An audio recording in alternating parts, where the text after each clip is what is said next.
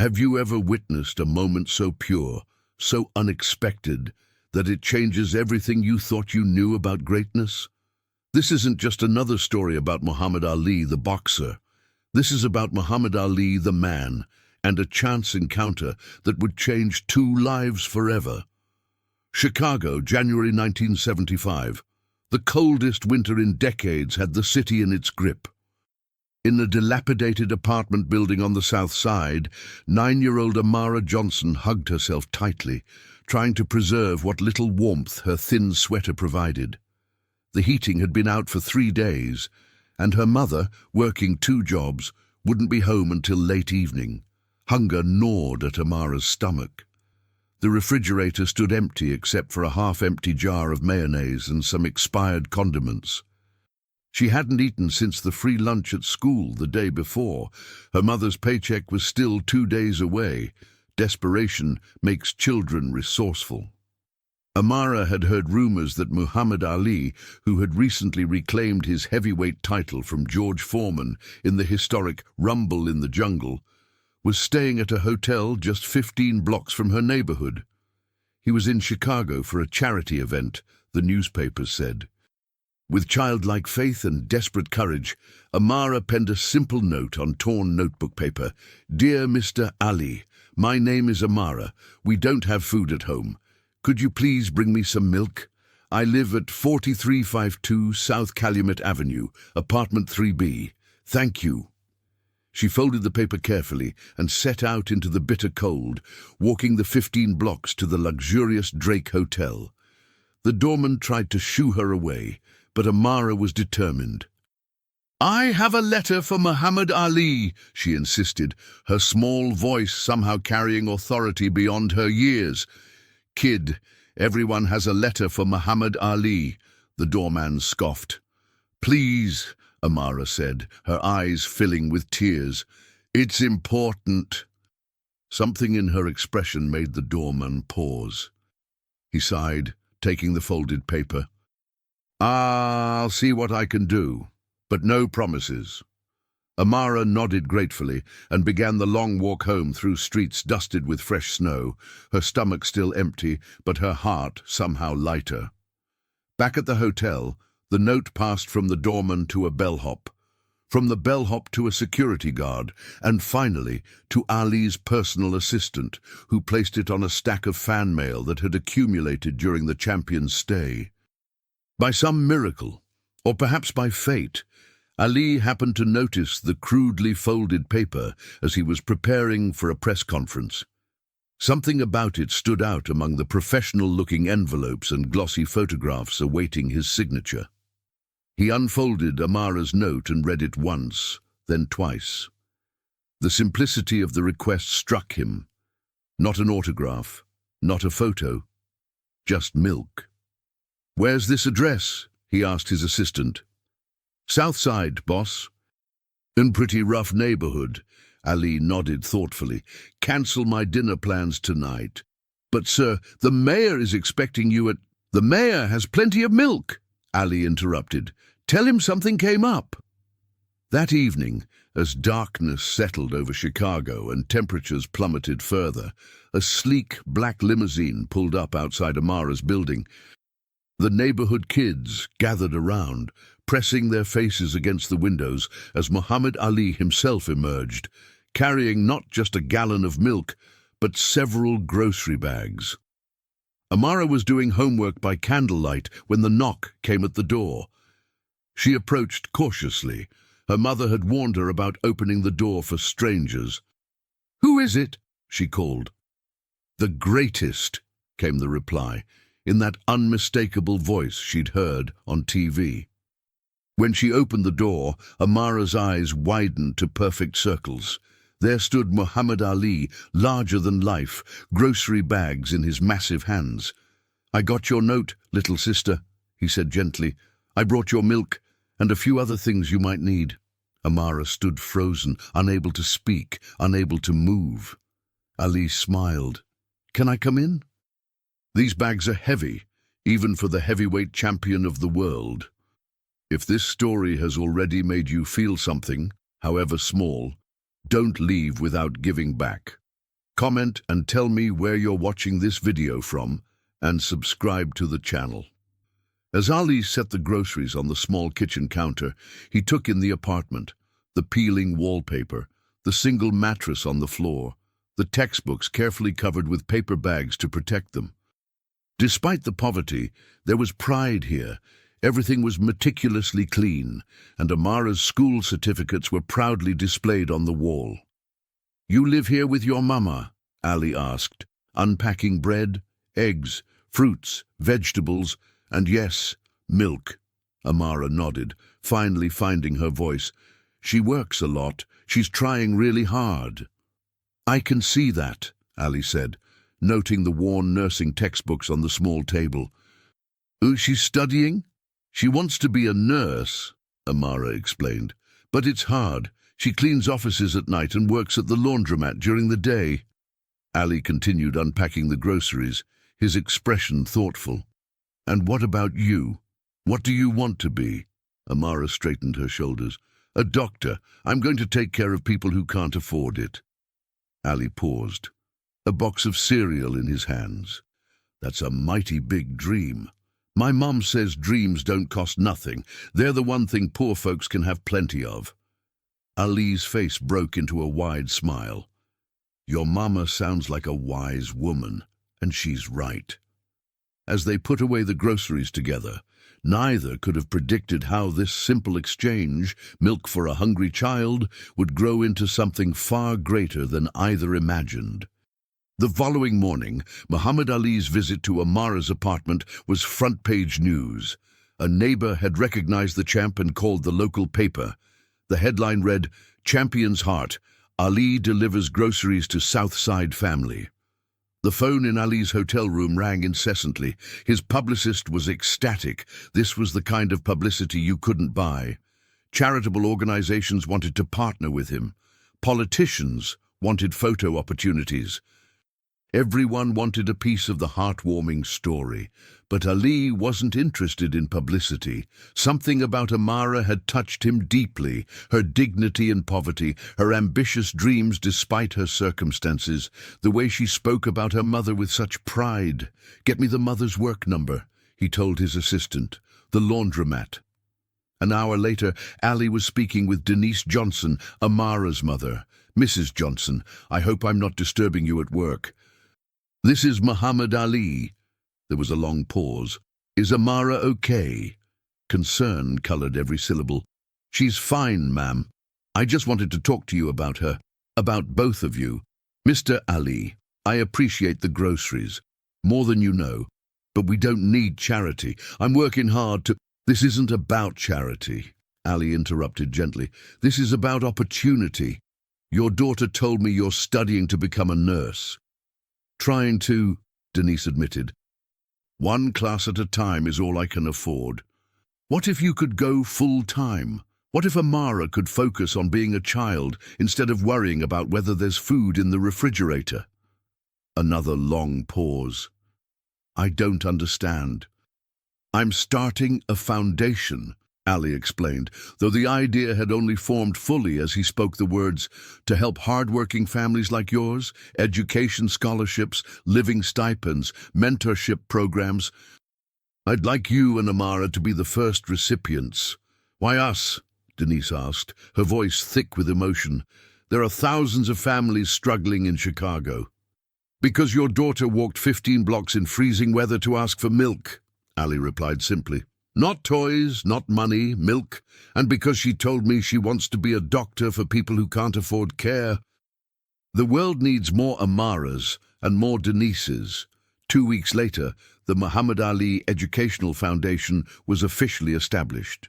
Its first action, providing a full nursing school scholarship to Denise Johnson and establishing a college fund for Amara. But Ali didn't stop with financial support. He understood that money alone couldn't solve the systemic problems facing families like the Johnsons.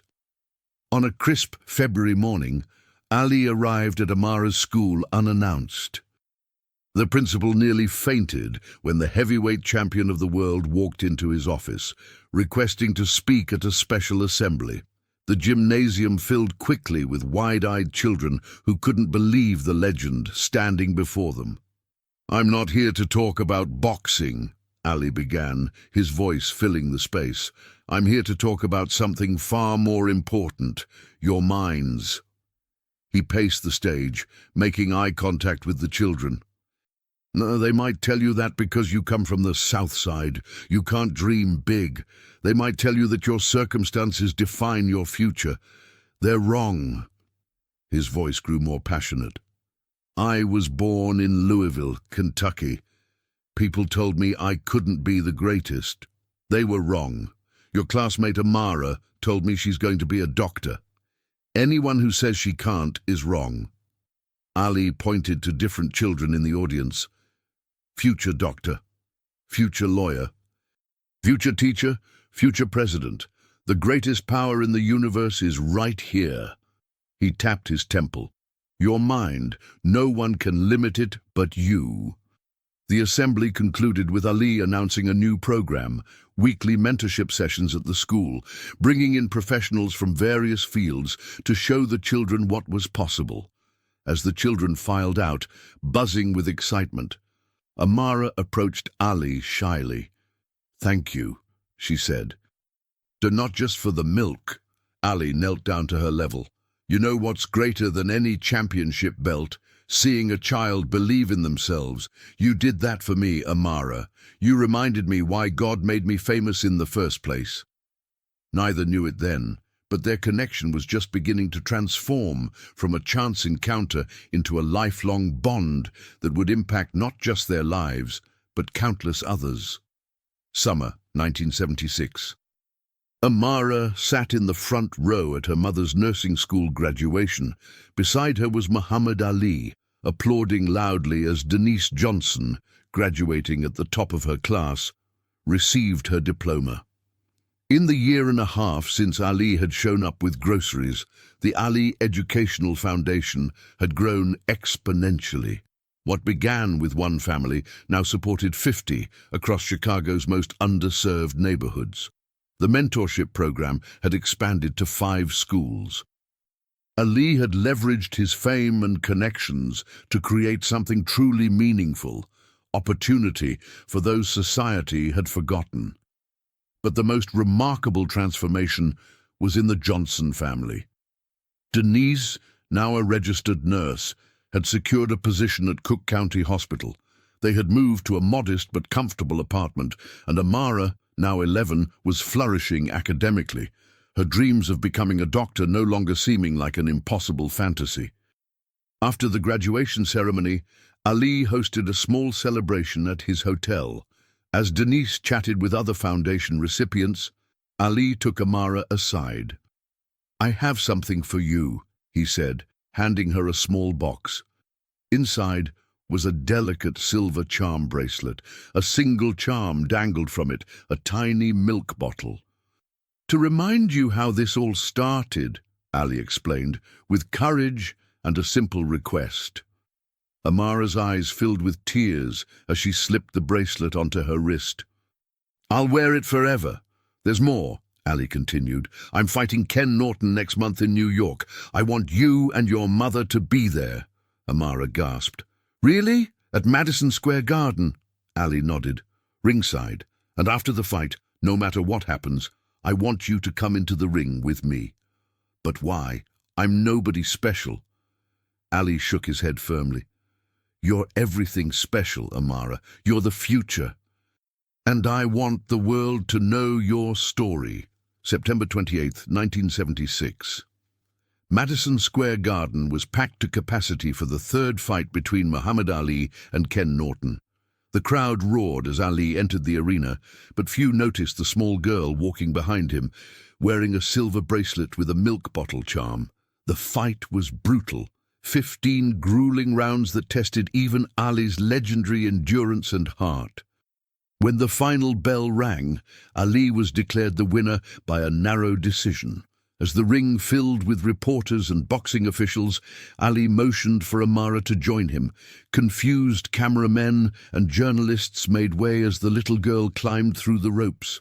Ali, still sweating from the fight, lifted Amara onto his shoulders so everyone could see her. "Listen up," he shouted over the crowd noise. "You all came here to see a fight. But I want to show you something more important than any boxing match." The arena grew quieter. "This is Amara Johnson. Last year, she walked 15 blocks in freezing weather to ask me for milk because her family had no food. Today, her mother is a nurse. Tomorrow, Amara will be a doctor." Cameras flashed frantically as Ali continued. "We talk about fighting in the ring, but the real champions are fighting out there, fighting poverty, fighting prejudice, fighting for a chance. Amara is a greater champion than I'll ever be." The crowd, initially confused, began to applaud. Soon, the applause transformed into a standing ovation, not just for Ali the boxer, but for Ali the humanitarian, and for the little girl who had inadvertently inspired a movement. That moment, broadcast around the world, changed everything. Donations poured into the Ali Educational Foundation, corporate sponsors reached out, politicians from both parties wanted to support the initiative. But more importantly, it changed how people saw poverty. Through Amara's story, millions of viewers were forced to confront the reality that in the world's richest country, children were going without milk, and that behind those statistics were real people with dreams and potential. As Ali and Amara left the ring together that night, a reporter shouted, "Champ, what made you help this one child when there are so many in need?" Ali paused, looked at Amara, then back at the reporter. "Because sometimes helping one child is how you start helping them all."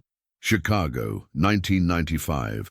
Dr. Amara Johnson, now 29 years old, cut the ribbon on the Ali Johnson Medical Center in the heart of Chicago's South Side, the same neighborhood where she had once written a desperate note asking for milk. The state-of-the-art facility would provide free and low-cost medical care to underserved communities. Its staff included nurses trained through the Ali Educational Foundation and doctors who had grown up in the very neighborhoods they now served.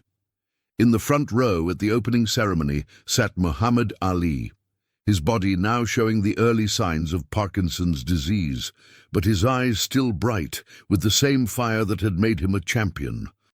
Next to him was Denise Johnson, now the director of nursing at Cook County Hospital and a board member of the foundation that had changed her life 2 decades earlier. As Amara addressed the crowd, she wore the same silver bracelet, now accompanied by several other charms that marked milestones in her journey: a graduation cap, a stethoscope, a miniature of the medical center building. 20 years ago, I asked for milk," she began, her voice steady and confident. And Muhammad Ali showed up with something far greater.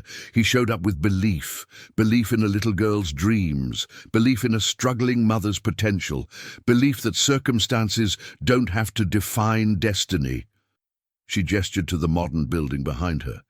"This medical center will provide health care to over 20,000 people annually who otherwise couldn't afford it.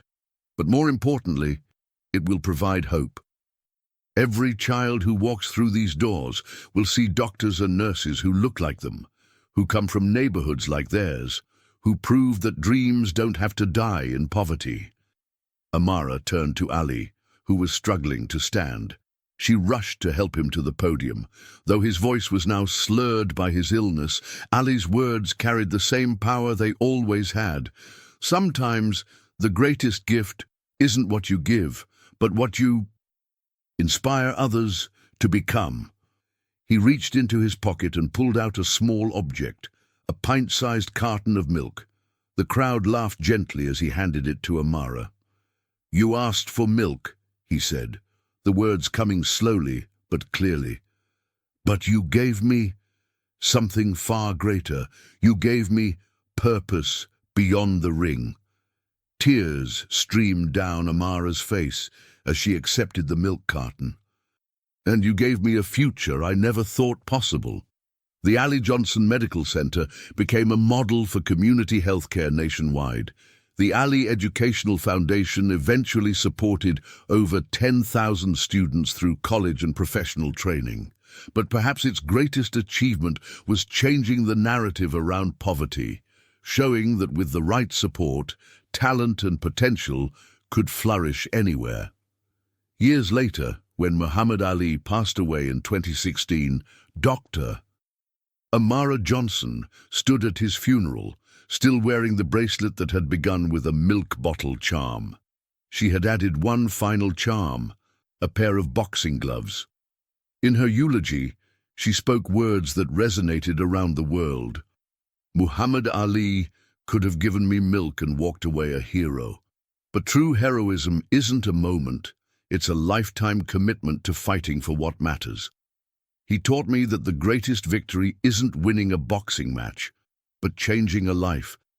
And if you change enough lives, you change the world. Today, the milk bottle that started it all sits in a glass case in the lobby of the Ali Johnson Medical Center. Beneath it, a simple plaque reads, "Sometimes the smallest request leads to the greatest change. Ask for what you need. Then become what others need."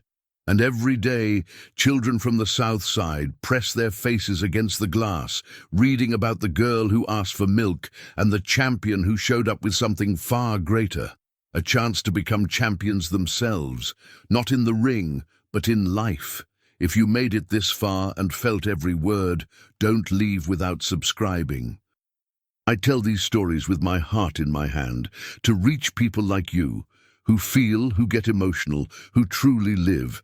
If this touched you, give back, comment, subscribe.